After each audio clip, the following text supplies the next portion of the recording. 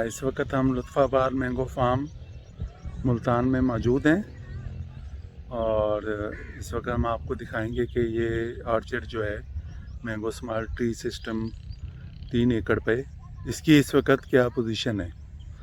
तो माशाल्लाह पौधों की सेहत बहुत अच्छी है। ये आप देख सकते हैं कि पौधों की ग्रोथ बहुत अच्छी हो रही है इस वक्त। ये इसमें हमने जंतर जो है वो काश करवा दिया था और पौधों की हमने मल्चिंग की है, लेकिन क्योंकि मल्च जो है उसका अभी सही हमें इसका 2-4 दफ़ा अगर इसे हम रोटावेट करेंगे, मल्च करेंगे और थोड़ा सा मल्च को अगर हम थिक करेंगे तो फिर ये हमारा जो है वो वर्क करेगा। ये सारा सिस्टम जो है वो ड्रिप इरिगेशन पर है। ये आप पौधों की आप ग्रोथ देख लें, माशाल्लाह इसकी ग्रोथ बहुत अच्छी हो रही है। इसको फर्टिलाइज़र बहुत जैसे डॉक्टर स्टीव का प्लान था फर्टिलाइज़र का, उसी हिसाब से जो है हम फर्टिलाइज़र दे रहे हैं और उस फर्टिलाइज़र का रिस्पांस बहुत अच्छा आ रहा है। इसको हमने नाइट्रिक एसिड जो है तमाम जो फर्टिलाइज़र का स्पेल मुकम्मल करके और फिर हम फर्टिलाइज़र शुरू करने से पहले भी हमने नाइट्रिक एसिड दी थी और जब ये स्पेल मुकम्मल हो गया है तो उसका स्पेल मुकम्मल होने के बाद अब जब दूसरी दफ़ा हमने शुरू किया था तो उस वक़्त दोबारा हमने नाइट्रिक एसिड का ये इसकी एप्लीकेशन की थी और वो ड्रिप में की थी। एक से 2 फ़ायदे होते हैं, एक तो पौधे को बहुत ज़्यादा फ़ायदा हो रहा है नाइट्रिक एसिड का, और दूसरा ये है कि आपके जो ड्रिप का सिस्टम है वो ठीक हो जाता है। आपका ड्रिप जो है वो खुल जाती है। और एक इसमें जो चीज़ हम ये नोट करते हैं कि ये देखें, ये 2 बीमार पौधे हैं। अच्छा, ये पहले दिन से ही बीमार थे। तो बीमार पौधों को जो है ना, अगर हम फील्ड में लेके चलना चाहेंगे तो वो चलेंगे नहीं। हम इस पे जितनी मर्ज़ी मेहनत कर लें, ये देखें इनकी जितनी भी फोट आएगी कुछ होगा तो इनका जो है जब लीफ मैच्योर होगा तो उसके ये हालात हो जाएंगे। अब यहाँ ना ज़मीन का फॉल्ट है, इसको न्यूट्रिशन जैसे दूसरे पौधों को मिल रही है वैसे ही मिल रही है, लेकिन ये है कि जो पौधे ये यहाँ पे है बीमार, तो इसमें अभी हमारे पास कोई तकरीबन 100 से ज़्यादा जो इस पूरे फील्ड में ऐसे पौधे होंगे जो कि डिज़ीज़ प्लांट हैं। तो ये इन डिज़ीज़ प्लांट्स को जो है हमने कोशिश करनी है कि इनको हम रिप्लेस करते जाएं with the passage of time. मेहनत करें, अगर कोई बीच में चल जाता है तो वेल एंड गुड, और अगर नहीं तो फिर आपने इसको रिप्लेस करते जाना है। अगले साल ये मुकम्मल ऑर्चिड जो है वो फ्रूटिंग लेगा, लेकिन हम जो है फ्रूटिंग जो है अगले साल भी इसकी रिमूव कर देंगे और इसको 1 साल और देंगे और 2023 में जो है हम इस ऑर्चर्ड से पहला फ्रूट लेंगे। ये तकरीबन 1300 प्लांट्स हैं, 1/3 के ऊपर ये डायमेंशन है और ये उस पर लगे हुए हैं। अभी यहाँ पे हमें थोड़ा सा मल्च जो है वो थिक नज़र आ रहा है। तो ये आप ये लेटरल देख रहे हैं, पानी भी चल रहा है यहाँ पे ड्रिप का।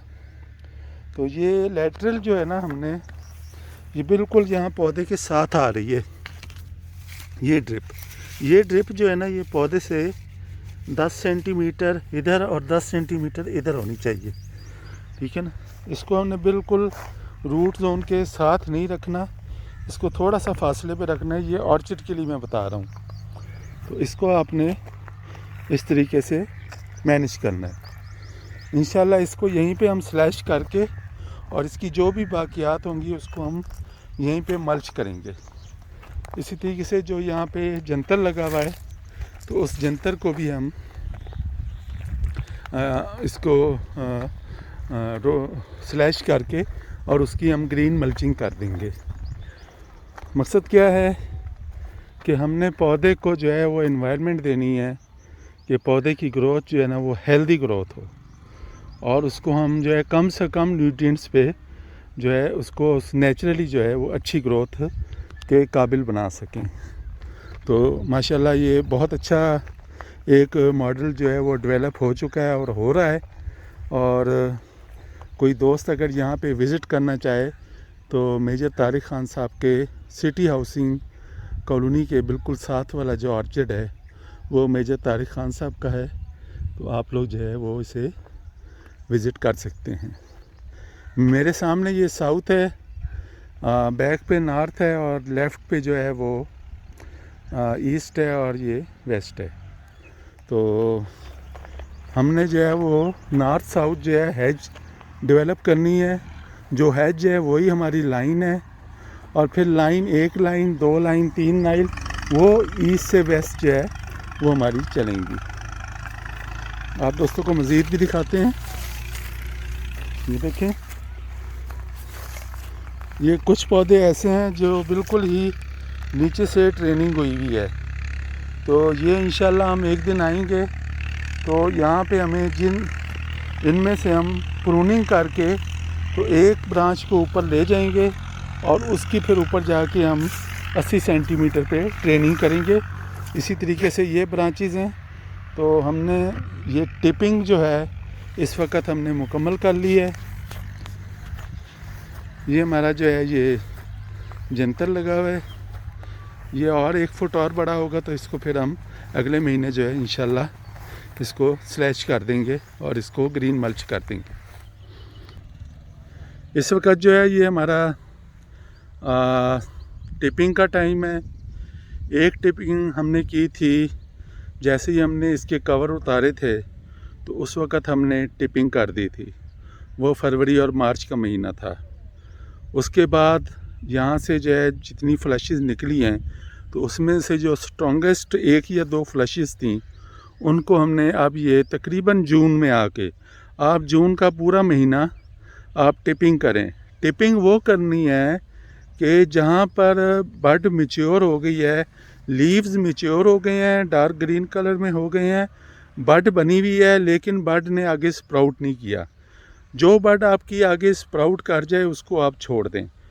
तो ये ज़रूरी नहीं होगा, ज़ाहिर है आप हम इसमें जो है ना वो 100% प्रिसीजन नहीं आ सकती। तो हम जितनी मैक्सिमम टिपिंग कर सकते हैं तो वो हम ज़रूर करेंगे, नंबर 1। नंबर 2 ये है कि अब ये आज जून वाली जो टिपिंग है ये 2 महीने बाद जो ये फ्लश तकरीबन मैच्योर हो जाएगी। तो अगर आप मार्च में करते हैं, जून में करते हैं तो फिर उसके बाद आपको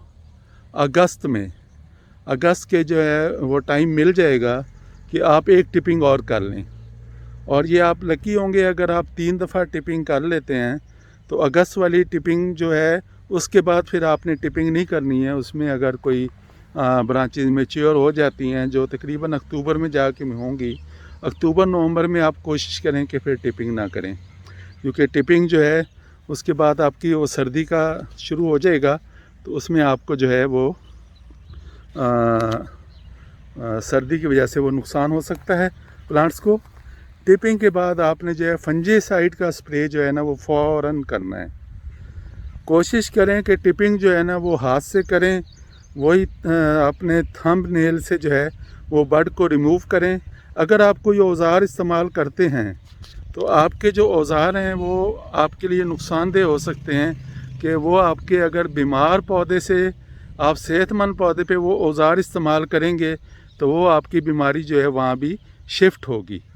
तो उस बीमारी से, उस प्रॉब्लम से बचने के लिए कि आप जैसे इस ऑर्चर्ड में 100 के या 100+ जो है वो बीमार पौधे हैं, अगर आप वो औज़ार जो है बीमार पौधों पे इस्तेमाल करेंगे और उसको स्टरलाइज नहीं करेंगे और आगे सेहतमंद पौधे पे करेंगे तो डेफिनेटली आपको जो है ना वो नुकसान हो सकता है। और जब आप हाथ से टिपिंग करें या औज़ार से करें तो उसको स्टरलाइज करें। अगर हाथ से कर रहे हैं तो फिर फौरी तौर पर जो है आप इसका वो इसकी जो फंजीसाइड है, थायोफिनेट मिथाइल है या डिफरेंट मिक्सचर हैं डाइफिनाकोनाजोल के साथ जो है थायोफिनेट मिक्स करके दे, वो भी आप स्प्रे कर सकते हैं। कापर जमा कुसूगा माइसिन है वो स्प्रे कर सकते हैं। यानी तो ये डिफरेंट कोई भी अच्छी सी फंजीसाइड लेके उसका स्प्रे आपने फौरी करना है।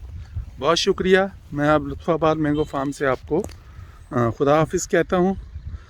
दुआओं में याद रखिएगा। Very much.